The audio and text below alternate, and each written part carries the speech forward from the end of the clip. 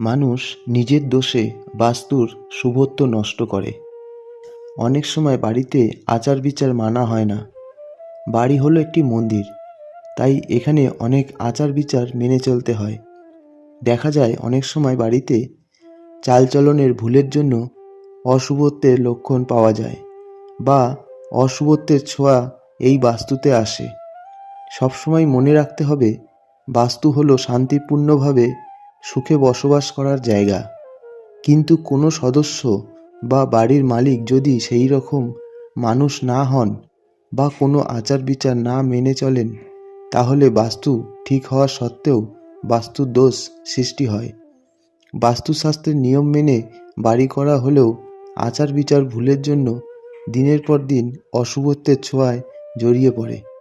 যেমন বাড়িতে অশুভ কাজ করা, অনাচার লক্ষ্য করা, যেখানে সেখানে জুতো খুলে রাখা, যেখানে সেখানে ঝ্যাঁটা ন্যাতা রাখা, যেখানে সেখানে এঁটো বাসন ফেলে রাখা এবং যেখানে সেখানে খেতে বসা, এঁটো জায়গা না মোছা, বাইরে থেকে ঘুরে এসে জুতো পরে ঠাকুর ঘরের কাছে যাওয়া, যেখানে ঠাকুর রাখা হয় তার পাশে খেতে বসা, বাড়িতে বিভিন্ন জায়গায় আনাচে কানাচে নোংরা জিনিস বা নোংরা দীর্ঘদিন জমিয়ে রাখা, ঘরে দীর্ঘদিন ধরে জমে থাকা ঝুল পরিষ্কার না করা, বাড়িতে তুলসী গাছ না রাখা।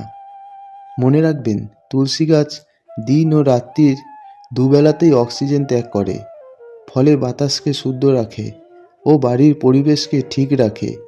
প্রতিদিন বাড়িতে ঠাকুরকে ধূপ ধুনো শাক প্রদীপ জ্বালিয়ে সন্ধ্যা না দেওয়া, ঠিকমতো নিয়ম করে ঠাকুরকে খেতে না দেওয়া, ঠাকুরের জায়গায় ঠিকমতো পর্যাপ্ত আলো না জ্বালানো, বাড়িতে বেশিরভাগ সময় অন্ধকার করে রাখা, এতেও অত্যন্ত অশুভ পরিস্থিতির সৃষ্টি হয়।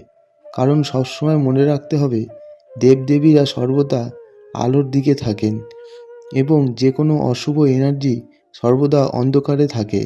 তাই এ বিষয়ে খুব সচেতন হয়ে থাকতে হবে।